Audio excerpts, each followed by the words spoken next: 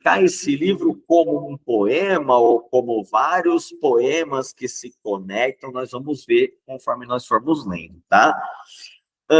Outra coisa, se você conhece alguém que você ama e que não vai assistir essa aula, liga para ela e fala assim, cara, eu te amo, então vem assistir essa aula comigo. Ó, pode até rolar um date aí, mas pelo seguinte fato, né? A FUVEST seria muito vacilona, e ela pode ser, ela tem esse direito, se ela não colocasse nenhuma questão sobre esse livro na primeira ou na segunda fase, ou na primeira e na segunda fase. Por que eu estou dizendo isso? Porque estamos encerrando, e eu vou repetir o que eu falei em todas as 9 aulas. Por que que a Sofia de Mello Brenner Anderson é uma mulher das quais a FUVEST escolheu para que representasse a literatura numa lista somente com 9 mulheres? Tá? Então, chama essa pessoa para assistir pelo seguinte fato, ó. Esse livro, ele só cai no vestibular da FUVEST, nessa lista que a FUVEST delimitou até o ano de 2029, ele só cai no vestibular de 2026, que é esse que vocês estão prestando. Então, se ele só cai nesse ano, como já dito, seria muita insensibilidade que a FUVEST pedisse para que você lesse esse livro como uma obra obrigatória e não pedisse ela no único ano em que ele vai cair, tá? A escritora, a Sofia de Mello Brenner Anderson, ela continua como leitura obrigatória, tá? Para os vestibulares de 2027, 2028 e 2029, porém com uma outra obra, tá? A minha impressão, não sei quem de vocês tentou ler o Cristo Cigano. A minha impressão do Cristo Cigano, num primeiro momento, foi de repulsa, né? Então, quando eu li o Cristo Cigano como obra da FUVEST, né? Senão não teria lido, não conhecia essa obra. Não conhecia essa poeta, aliás, da língua portuguesa, que é uma poeta, como nós podemos ver aí pela publicação do livro, é uma poeta que vai escrever ali naquele período do modernismo, né?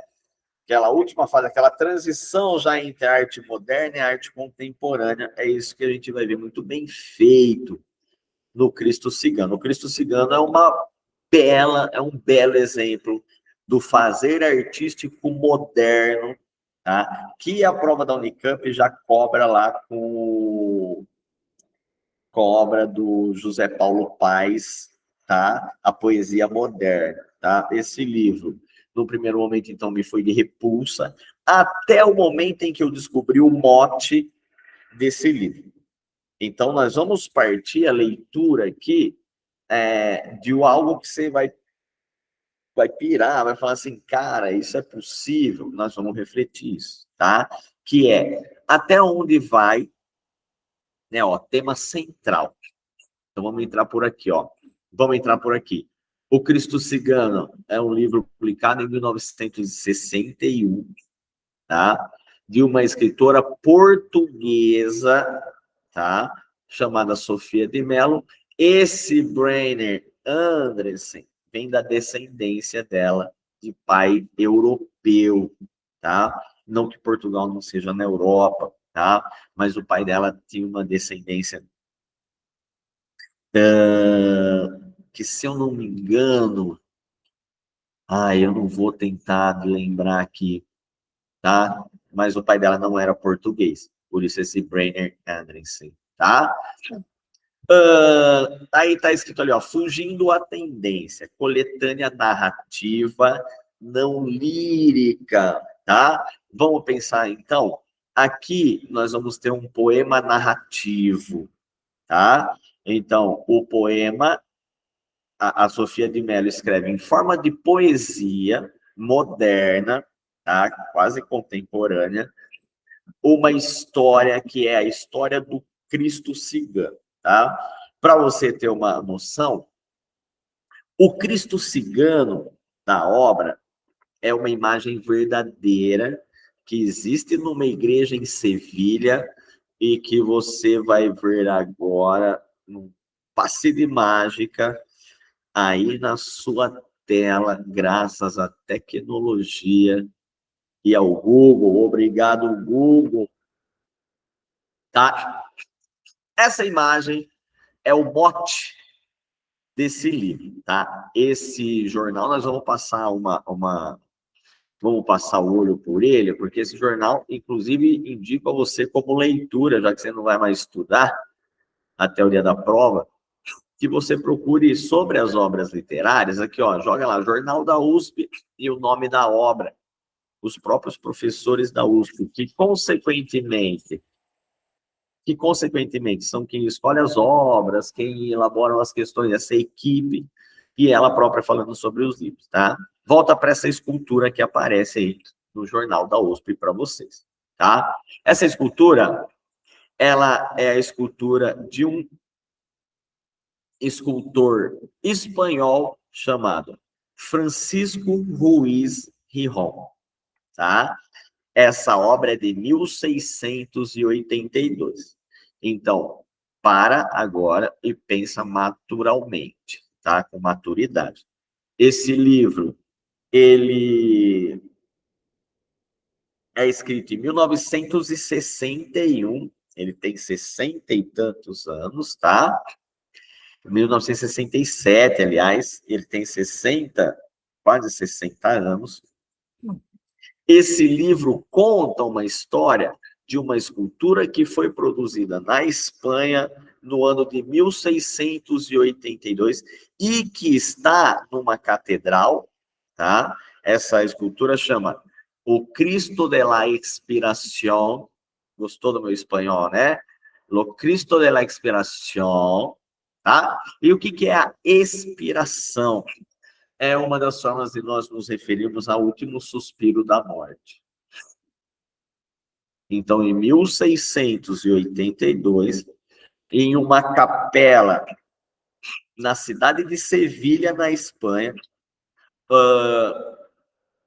os fiéis que estavam presentes, agora imagina o mundo, 1682, a gente vai falar disso, tá? A gente vai falar da arte barroca. Em 1682, quando essa obra foi exposta pela primeira vez, ela causou um certo asco, uma certa curiosidade, uma certa surpresa, um certo susto em vários daqueles que estavam na capela. E nós vamos saber o porquê, tá? O apelido dessa imagem é a imagem do Cristo cachorro, tá? Então, é daqui que surge a ideia da Sofia de Mello Brandon Anderson escrever a história do Cristo cigano, tá? Essa é a imagem do Cristo cachorro que está na Catedral de la Expiración, né? A Catedral do Momento da Morte de Jesus, na cidade de Sevilha, certo? Tá? Voltemos para cá. Deixe-me encontrar a página que eu preciso. Aqui está lá a página. Beleza, partindo disso, o tema central dessa obra é a obsessão pela perfeição do trabalho do artista. Então, nós vamos acompanhar nós vamos acompanhar, a FUVEST quer que você entenda isso. Quando você lê esse livro, você vai ler a história de um artista obcecado pela perfeição de fazer aquela imagem que a gente acabou de ver. Então, o Gijon, que é o autor da imagem, existe uma lenda acerca daquela imagem que vocês viram ali, na Espanha, e essa lenda é atribuída a esse Gijon, e ela tem a ver com o desejo, até onde o artista vai pela perfeição da obra, tá? E, ao mesmo tempo, a maneira como a Sofia de Mello, quase que eu caí.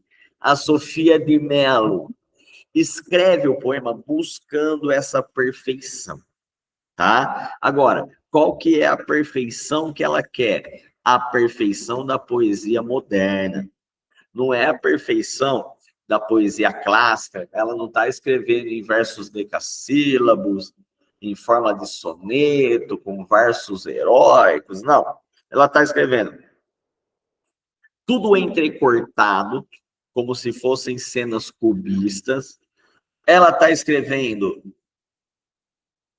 buscando uma perfeição formal, que na verdade é a quebra da perfeição, né? É a quebra do paradigma do verso rimado, do verso decassílabo. Ela está escrevendo em várias métricas, ela não está presa à obsessão de escrever sempre o mesmo verso, sempre com a mesma rima, tá? E ela está buscando escrever de uma maneira que seja, ou que caracterize as tensões e os opostos da arte barroca, porque aquela escultura é uma escultura barroca, se você lembrar ali nos anos do século XVII, vocês estudaram o barroco. Então vamos falar um pouco sobre isso, depois nós vamos para a obra, tá? Século XVII. A arte no século XVII, ela criou, ela representou um estilo que a gente chama de barroco. Esse estilo barroco ele é marcado principalmente pelos conflitos do indivíduo com as oposições do mundo, os opostos do mundo, tá? Então, aquilo que muitas vezes nos dá prazer e que, ao mesmo tempo, nos afasta do sagrado. Então, os desejos do corpo, as necessidades da alma. A vida como algo que termina em morte. Essa morte, uma morte muito assombreada pela reforma, as ideias da reforma protestante lá do Lutero. Então, se você lembrar, o século XVII, na arte barroca, ele é marcado por uma nova visão acerca do cristianismo. Essas novas visões, chamadas de protestantismo na Europa, muito ligadas aos interesses da burguesia, muito ligadas a um certo liberalismo, uma tradução da Bíblia, e a Igreja Católica ela vai reagir com a contra-reforma, que dentre vários elementos vai ter uma lista de livros considerados livros proibidos por ideias do demônio, a própria Santa Inquisição, né? Que é essa perseguição ideológica a questionamentos. E lógico que ela vai financiar a produção artística. É muito importante que você saiba essa parte e associe ao Brasil. Então, tinham muitos padres jesuítas aqui no Brasil no século XVII e que construíram maravilhosas obras barrocas na Bahia, por exemplo. Né? O ano passado teve uma igreja barroca na Bahia cujo teto, né, desabou um pedaço, uma igreja maravilhosa, toda ela banhada a ouro por dentro, a igreja de São Francisco. Tremendo descaso do Brasil com uma igreja do século XVII, tá? Beleza, então isso é a arte barroca, tá? A arte barroca vai fazer essas reflexões acerca aquela ideia do carpe diem, que é diferente do neoclássico, né? O carpe diem barroco é aquele carpe diem de que aqui a vida e os sofrimentos dessa vida, eles são provações para a gente chegar a uma vida eterna, feliz e tudo mais. Então, não perder essa vida, pós-vida, pelos prazeres da vida que a gente leva na Terra. Então, carpe diem a vida, porque a vida é efêmera, é uma dádiva divina, mas ela é uma preparação para algo maior depois. Então, percebe sempre esses opostos na arte barroca Isso vai aparecer muito no poema da Sofia de Mello, quando a gente lê, nós vamos destacar bem isso. E não esquecer que a Sofia de Mello, para fazer isso, ela vai usar de algumas figuras de linguagem, principalmente antíteses e paradoxos, tá? Vamos para o começo do poema. Vamos ler o Cristo Cigano. E vamos ler a primeira parte, que é muito importante, tá? Deixa eu abrir aqui o Cristo Cigano.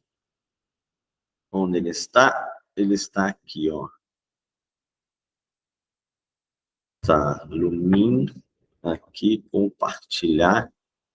Vamos ver se ele vai abrir.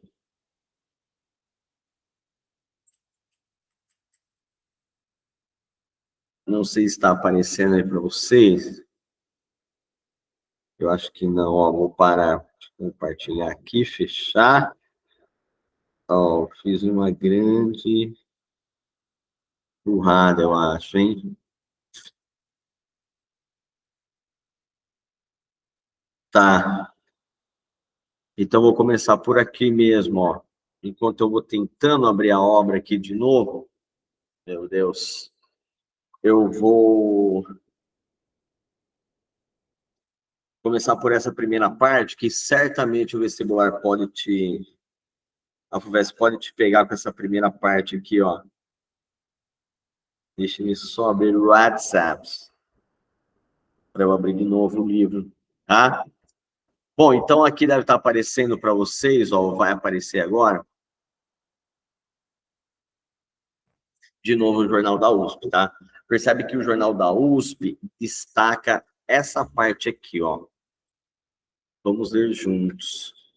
Ó.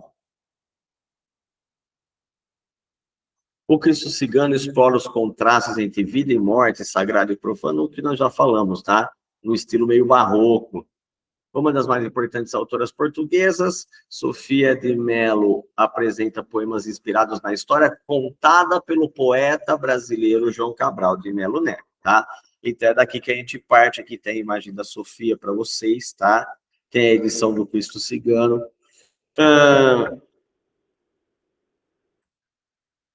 Quando começar a folhear o livro, os estudantes vão se surpreender. Irão observar que, ao contrário dos outros da lista da FUVEST, esse tem bem menos página, parece uma leitura fácil, mas o Cristo Cigano é muito singular, exige uma sensibilidade e percepção da fantasia e da realidade. Aí tem um comentário aqui da professora. E aqui a gente parte, tá? O livro começa com esse poema aqui, ó. A palavra faca, de uso universal, a tornou tão aguda o poeta João Cabral que agora ela aparece azul e afiada no gume do poema, atravessando a história por João Cabral contar, tá? Então, cara, não tem como você entender esse livro, entender esse poema, se você não entender o que ela está falando aqui no começo, tá? Primeiro, a palavra faca é uma palavra que vai se repetir muito durante esse poema, tá? O poeta João Cabral de Melo Neto, é um dos maiores nomes da poesia brasileira do século XX, né? Então, nós estamos lendo uma autora portuguesa cuja principal inspiração foi um poeta brasileiro. Então, manja aquela ideia que eu falei, a Sofia de Mello aqui, ela é uma poeta em busca da perfeição. É a perfeição clássica? Não, é a perfeição de tentar escrever igual um poeta que ela admira muito, que é um poeta brasileiro chamado João Cabral de Melo Neto. Então, ela vai escrever essa história que eu vou contar para vocês, que é a história dessa escultura, mas ela vai escrever tentando moldar o poema dela aos moldes de um poeta brasileiro chamado João Cabral de Melo Neto. Quais são os moldes desse poeta? Esse molde aqui, ó. Você não tem rimas aqui, né, ó. A palavra faca, de uso universal, a tornou tão aguda o poeta João Cabral que agora ela aparece azul e afiada no gume do poema, atravessando a história por João Cabral contada. O que ela está dizendo aqui? Que a palavra faca é de uso universal, no sentido de haver a faca, tá? E ela vai dizer que o poeta tornou essa faca muito aguda. Por que muito aguda? Porque o poeta João Cabral de Melo Neto, ele é conhecido por tirar da poesia aquilo que não é essencial. Então, esse cortar. E esse cortar é o que ela está tentando fazer no poema dela. Por isso que ela vai dizer que agora essa faca aparece azul e afiada no gume do poema, atravessando uma história contada pelo João Cabral. Beleza? Vamos ver que história é essa. Fala, gatos. Deixa eu terminar essa aulinha aqui, eu já vou... eu já assinei essa daí. Assinei aqui, ó, Edilson. Eu lembro que é do Santos. É maravilhoso. Beleza, ó, vamos ver que história é essa. A sua não, né? A sua precisa assinar.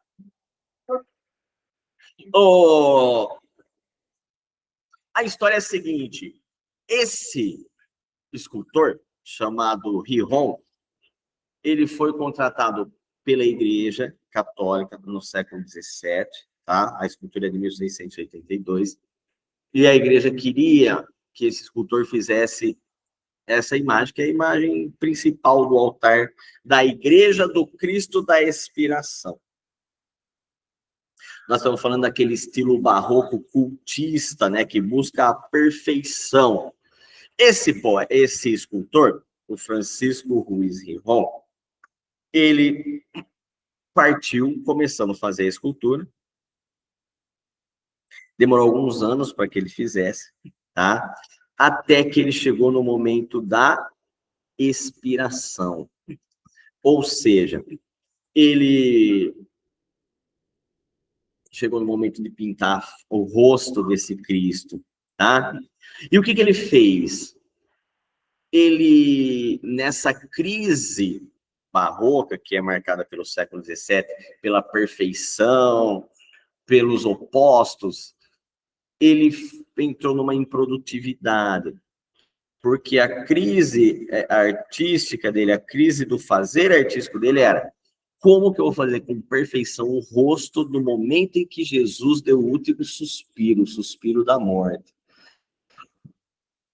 Só quem presenciou uma pessoa morrendo consegue ter uma noção disso, tá?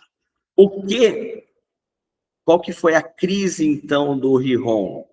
Foi a crise de não saber o que fazer, tá? Não saber como terminar essa escultura. Nesse processo de crise, ele teve uma ideia, que é aqui que a gente vai perguntar até onde vai, né, esse desejo do artista pela perfeição da obra, tá? Porque o Riron, ele está procurando o quê? Ele está procurando o rosto da morte, certo? Para ele poder esculpir no Cristo dele. Qual que vai ser a ideia dele? Ele vai matar uma pessoa. E aqui já vamos deixar claro, guardem que é disso que vai vir a ideia da faca, tá? Ele vai matar um mendigo que vivia pelas ruas de Sevilha com uma faca. Então ele dá uma facada porque ele precisava ter marcado, ele precisava ver o rosto da morte. Ele vai dar uma facada e vai desenhar o momento, ou os momentos de agonia desse mendigo, cujo apelido era o mendigo cigano, tá?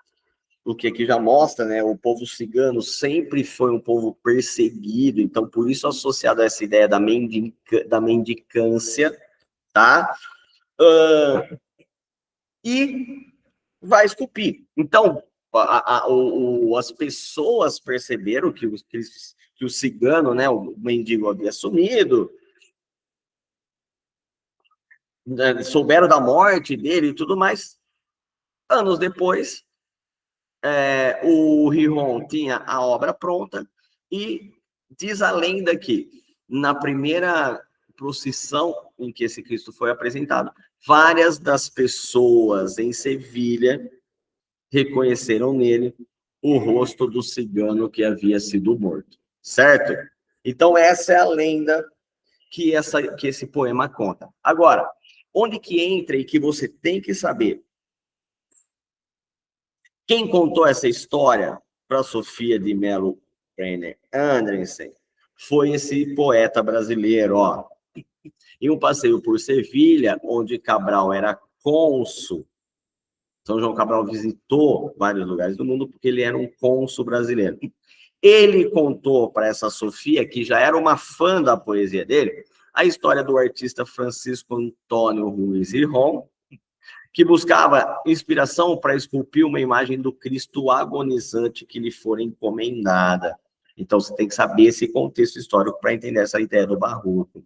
Ao se deparar com um cigano, apelidado dele Cachorro, lembrando que cachorro, em inglês, não é cachorro, tá? Não é a ideia do animal cachorro. O escultor decidiu assassiná-lo para captar o seu semblante de dor na hora da morte. Outra versão da lenda diz que o Riron apenas presenciou o assassinato, tendo se valido de um carvão para desenhar o rosto agonizante e depois esculpir a imagem em madeira. De todo modo, a professora assinala que a escultura é real, a obra existe e chama-se Santíssimo Cristo de la Inspiração, tá? E pode ser visitada até hoje na Catedral do Cristo Cachorro, como ficou conhecida, tá? E na Semana Santa, quando essa escultura foi apresentada, as pessoas reconheceram, tá? A Sofia de Mello Brenner, então esse é o mote do livro que a gente vai ler agora, tá? A Sofia de Mello Brenner Andrensen fica impressionada com essa história, com essa busca do artista pela perfeição formal da sua obra, seja na música, seja na poesia, seja na pintura, seja no teatro, tá? Faz essa associação e imagina esses filmes que a gente assiste, ou que as pessoas assistem, cujo qual alguns autores, alguns atores têm que passar por um processo de desconstrução. O cara tem que emagrecer 11 quilos, às vezes, para fazer um personagem, ele tem que deixar a barba tantos anos, e ele tem uma vida pessoal. Mas a busca do artista pela perfeição da sua obra se sobrepõe a tudo isso. Porque a obra sobrepõe o artista. A imagem está lá até hoje. O Riron já morreu faz tempo, mas ele não morre porque a imagem dele está lá. A imagem do Cristo que ele produziu, com toda essa lenda, nós estamos falando dela aqui no Brasil 300 anos depois, quase. Tá? Então, é isso. E aí, esse estilo com o qual nós vamos ler esse poema é o estilo no qual a Sofia de Mello Brenner ela quer imitar, homenagear esse poeta brasileiro chamado João Cabral de Melo Neto, cuja principal característica é a poesia faca, é a poesia sem adjetivos, sem exageros, né? Você percebe que aquele texto que a gente leu não tem adjetivos, ó, é uma poesia narrativa, muito sóbria. A palavra faca, de uso universal, a tornou tão aguda o poeta João Cabral, ou seja, o poeta João Cabral, ele escreve de uma forma tão enxuta, que agora ela aparece aqui no meu poema, azul e afiada, no gume do poema, atravessando a história por ele contada. Aqui ela está declarando, ó, eu vou escrever esse poema, essa história que ele me contou, num estilo muito próprio ao dele, enxuto, tá? Esse é o grande mote desse livro.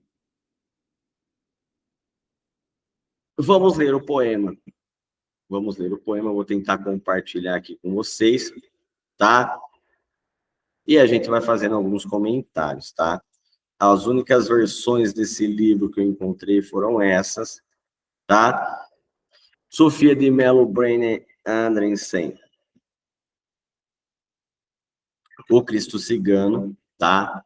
Um prefácio da Rosa Maria Martello, uma escritora portuguesa, tá? Essa é a Sofia de Mello Bene Andressen, tá? Falamos pouco dela, mas ela é uma das maiores escritoras portuguesas do século XX, tá? Vencedora de vários prêmios. Essa edição é uma edição bem legal, né? Você tem uma nota, a 5ª edição, então esse poema está na 5ª edição, e aqui é a filha da autora falando, né? Ó, só tomei consciência clara quando a minha mãe pediu que eu me encarregasse das suas próprias futuras obras literárias, né? Então, a Sofia de Mello Andressen, ela deixou de escrever há um tempo, né? E teve uma certa doença que a fez parar de escrever, e antes de morrer, ela pede para escritor, para a filha, né? Toma conta, esse livro tinha ficado de fora da obra dela durante um bom tempo, a filha insere, e aqui tem um prefácio, né? Alguém que escreve sobre o poema. Aqui começa a obra, O Cristo Cigano. A palavra faca, de uso, o primeiro... todos esses 11 poemas, né? Então, outra discussão é se aqui eu tenho um poema ou se eu tenho 11 poemas. Isso a FUVEST não vai influenciar nada na análise que a FUVEST vai fazer para vocês, tá? Mas eu tenho 11 poemas nomeados, né? Ou eu tenho um poema que conta essa história e que cada parte tem um nome, tá? Essa primeira parte, a palavra faca, como nós já dissemos, é o mote, né? De onde surgiu esse poema. Primeiro poema, O Escultor e a Tarde. Então, agora você tem que parar e apreciar essa maravilha que a Sofia de Mello faz, que é contar essa história de uma forma tão poética, tá? O Escultor e a Tarde. Então, esses poemas, eles têm nome, e esse nome é aquele tipo de título que antecede a temática aqui, né? Por que a tarde? Olha o barroco, né? A tarde é aquele momento entre o dia e a noite. No meio da tarde, um homem caminha. Tudo em suas mãos se multiplica e brilha. O tempo onde ele mora é completo e denso, semelhante ao fruto interiormente aceso. Qual que é o fruto interiormente aceso? Quem é esse homem? Esse homem é o escultor. Então, tudo se multiplica e brilha. Esse brilha já dá a ideia da faca. Não sei o que é esse brilho aqui, né? A poesia, ela te dá essa liberdade de ler e ter várias interpretações diferentes, tá? O tempo onde ele mora, não é a casa, é o tempo onde ele mora, né? Percebe que aqui já tem algo aceso, é completo e denso, semelhante ao o fruto interiormente aceso. Qual que é o fruto interiormente aceso? O desejo de fazer a obra de forma mais perfeita. Aquilo que incomoda o artista, o desejo do fazer, o desejo de fazer perfeito. No meio da tarde, o escultor caminha. Percebe que lá na frente é o homem, aqui é o escultor. Por trás de uma porta que se abre sozinha, o destino espera. Então, é o destino dele. Não foi ele que se pôs a matar alguém. O destino dele é fazer uma obra de arte perfeita no século XVII, onde a perfeição da obra, o cultismo, esse apego à perfeição era muito grande. Então, a porta se abre sozinha, como se não fosse o desejo dele, né? Como se fosse o destino dele. E depois a porta se fecha gemendo sobre a primavera. Aqui tem duas jogadas maravilhosas, né? A porta se fecha gemendo. O gemendo, ela já tá antecedendo para a gente que alguém vai ter que sentir dor para que essa obra seja perfeita. E ela se fecha sobre a primavera, isso é importante, tá? A primavera, se esse escultor está em busca do rosto da morte, A primavera não ajuda em nada nisso, né? A primavera é um momento em que as plantas afloram, a natureza aflora, os pássaros cantam. Essa é a ideia da primavera, tá? 2, o destino. O destino eram os homens escuros que assim lhe disseram: tu esculpirás seu rosto de morte e de agonia. Então, aqui de novo aparece quem? A palavra destino, que é a palavra com que ela quase termina a estrofe anterior. Percebe como tudo aqui é muito bem escolhido? O destino. E quem que são os homens escuros? Os homens escuros são a igreja. Os padres. Foram eles que encomendaram a escultura. Por isso está escrito assim, ó, tu esculpirás seu rosto. E aí, a FUVEST pode pedir para você esse conceito, né? Esse seu está com letra maiúscula porque é o rosto do Cristo. É o rosto de Deus. Tá? Então, o destino dele foi imposto por quem? Pela igreja. Esse cara é um assassino. Esse escultor é um assassino. Matar alguém para fazer uma obra de arte com o rosto perfeito do sofrimento de Jesus. 3, busca. E aí ele sai em busca de quem? De inspiração para pintar o rosto da morte. Pelos campos fora, caminhava sempre como se buscasse uma presença ausente. Ah, cara, olha esse paradoxo.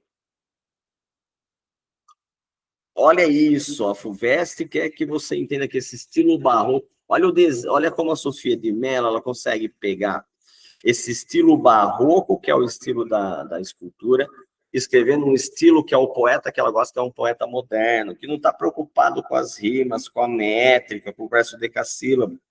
Quem que é a presença ausente? A morte, olha que bonito, olha que forma de se dirigir à morte. Né? A presença, a morte, ela está presente o tempo todo, mas ela está ausente porque a gente não morreu. Então a gente não sabe o que é a morte, a gente sabe que ela pode acontecer a qualquer hora, mas a gente não sabe o que é. Uma presença ausente. Onde está tu, morte?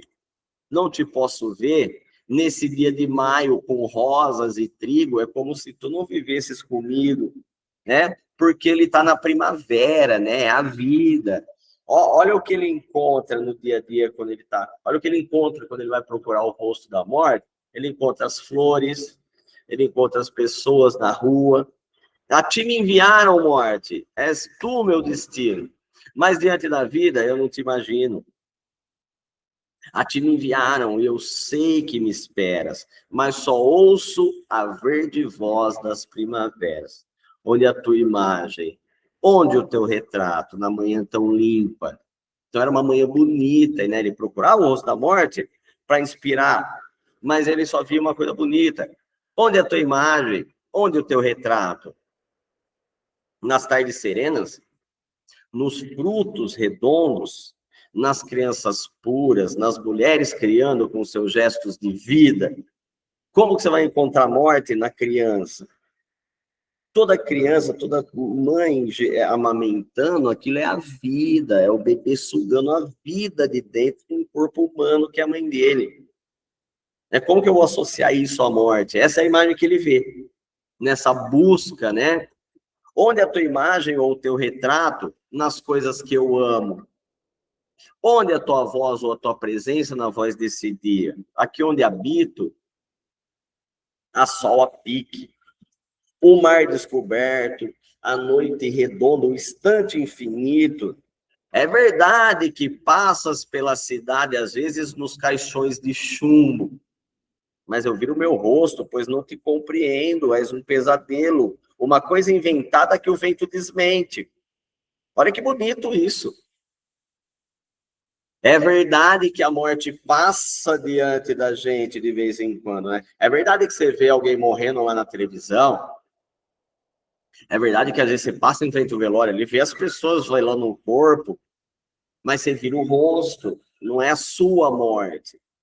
Né? Geralmente a gente foge da morte. Esse poeta ele está indo em busca da morte. Olha que maravilha de história. Com suas mãos frescas, Eita. Mas vira o meu rosto, pois não te compreendo. És um pesadelo, uma coisa inventada que o vento desmente com suas mãos frescas e a luz logo apaga. Onde é a tua imagem, o teu retrato nas coisas que eu vejo? É verdade que passas pela cidade, às vezes, com o teu vestido roxo, né? O roxo, que na Igreja Católica é a cor da morte. É a cor com que o padre geralmente faz aquela bênção antes do enterro.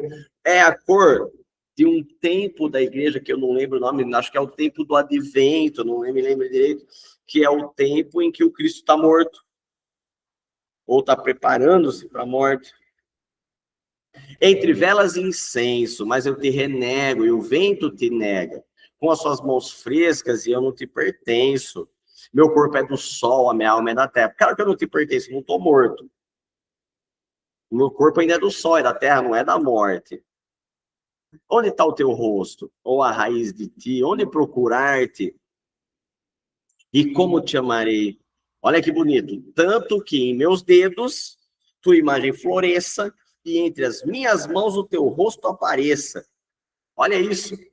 E como eu te amarei tanto que em meus dedos, ele está procurando a imagem da morte, para que ele possa dar a imagem da morte, entre os dedos dele surja a imagem da escultura, a imagem da perfeição daquele rosto do Cristo morto.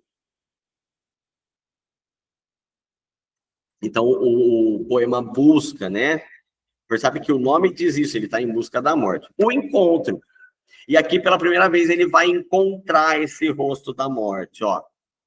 Redonda era a tarde, sossegada e lisa.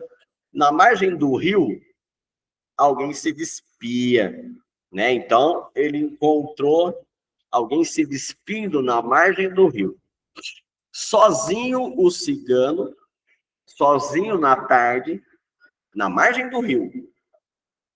Seu corpo surgia brilhante da água, semelhante à luz que se vê de dia, semelhante à lua e semelhante ao brilho de uma faca nua. Redonda era a tarde. Então, aqui aparece a imagem do cigano. Aqui, essa imagem, ó, eu tenho sempre a imagem da lua e do dia, esses opostos, né? Uma faca nua, né? Uma faca desembainhada, semelhante ao brilho de uma faca, era o brilho da água no corpo desse cigano.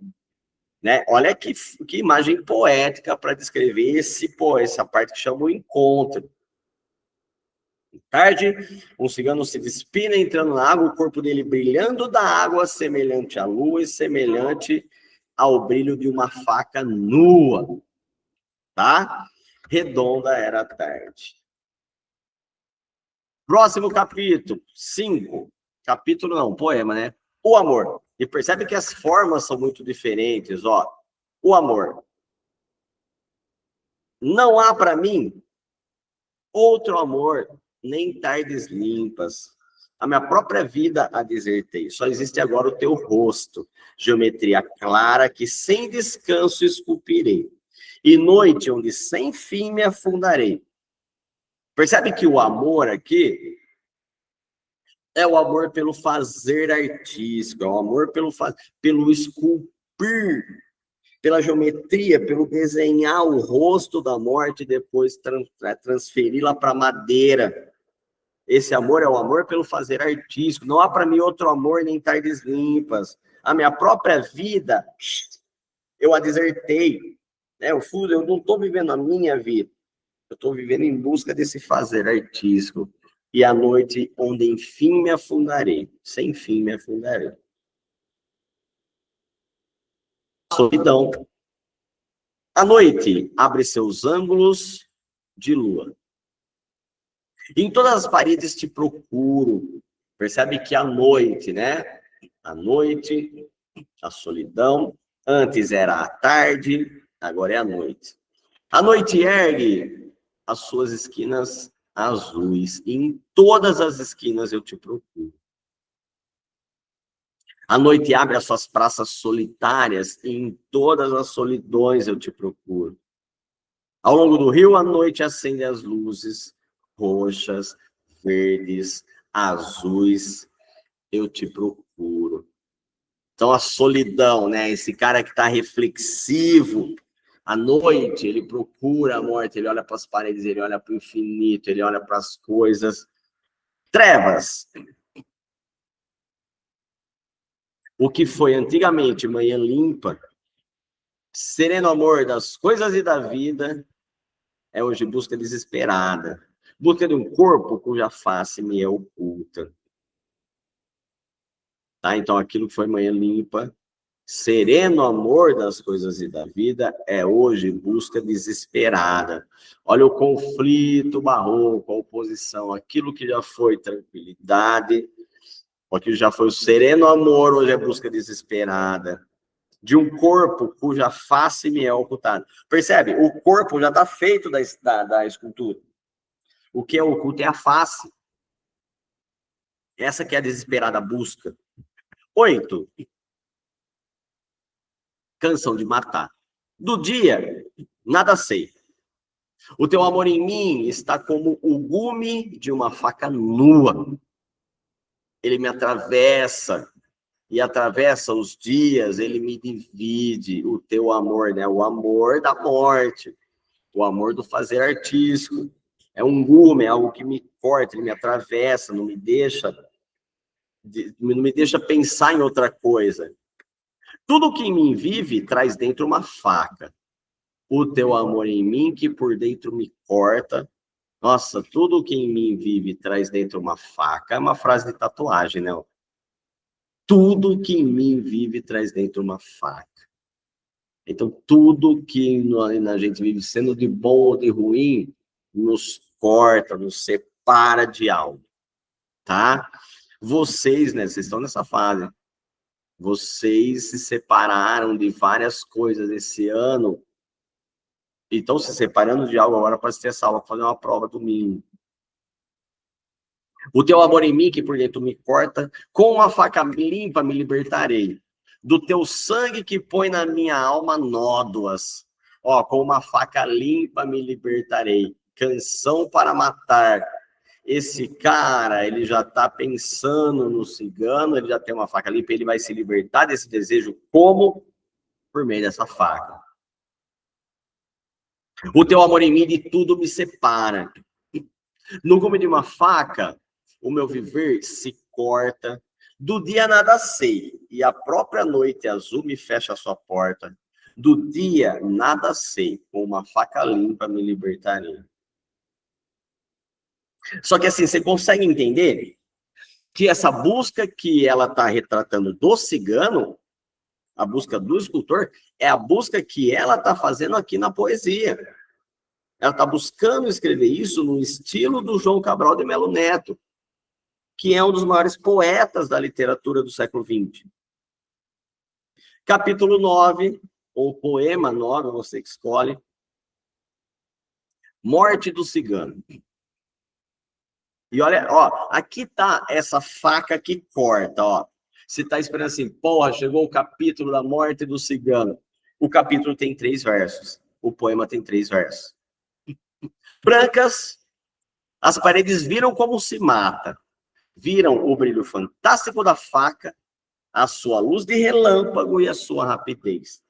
E daqui, desses 3 versos, na sua cabeça agora, você tenta imaginar toda a cena desse escultor dando facada no cigano. Você percebe o que é a faca do João Cabral de Melo Neto de dizer só o essencial do que ele quer dizer?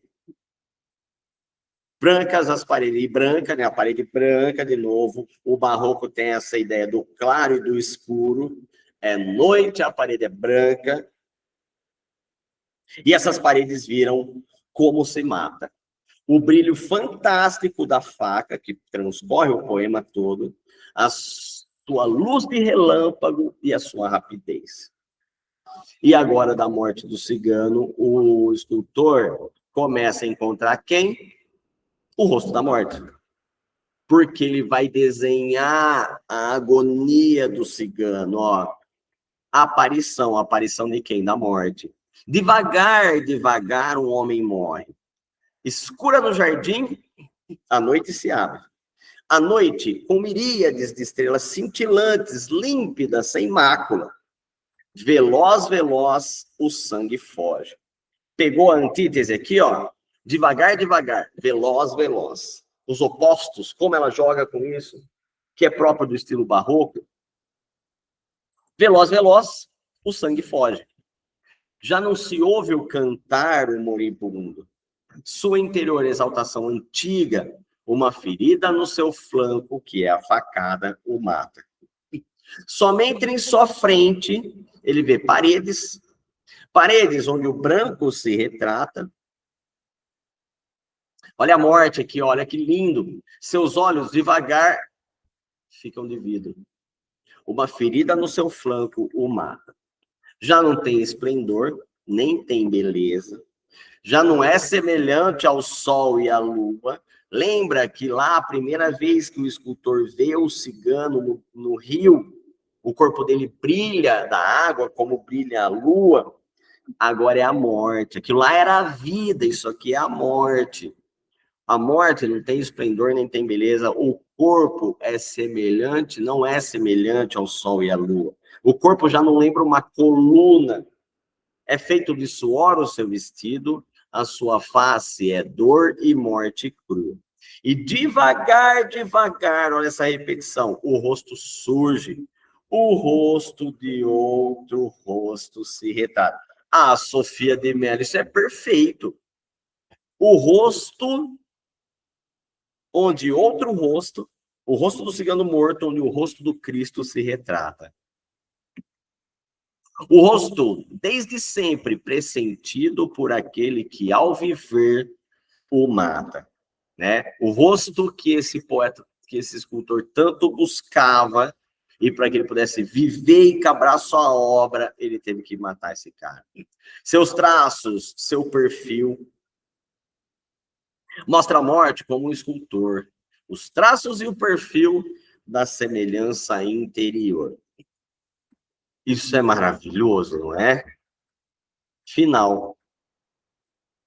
Assim termina a lenda daquele escultor. Nem pedra, nem planta, nem jardim, nem flor foram o seu modelo. Você é maluco, você teve a experiência de ler essa maravilha da literatura. Você entendeu o que é a literatura em si, a poesia? É um poema narrativo, ela está te contando uma história, mas ela está mais te sugerindo essa história. A primeira vez que eu li esse poema, eu me senti um analfabeto.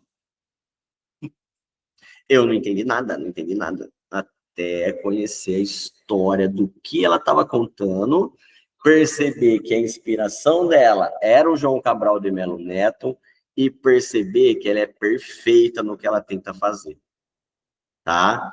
Então é isso, turminha. O Cristo Cigano, essa obra maravilhosa da Sofia de Mello, que, como nós falamos, certamente vai cobrar de você algumas questões pelo fato de ser um livro que só vai cair esse ano na lista da FUVEST, tá? Percebe, a gente já leu a obra, fizemos uma bela análise. Para quem teve uma aula, ou leu o livro junto com o professor, ou fez essa análise, eu acho que não tende a causar tanto problema, tá?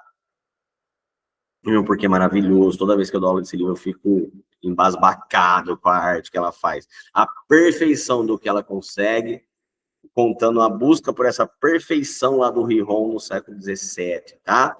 Pode cobrar de você coisas sobre arte barroca, pode associar com algum contexto histórico da Reforma Protestante, enfim, é isso. Turminha, sei que for assistir essa aula, certamente já está na semana da FUVEST, estamos alguns dias antecedendo, tá?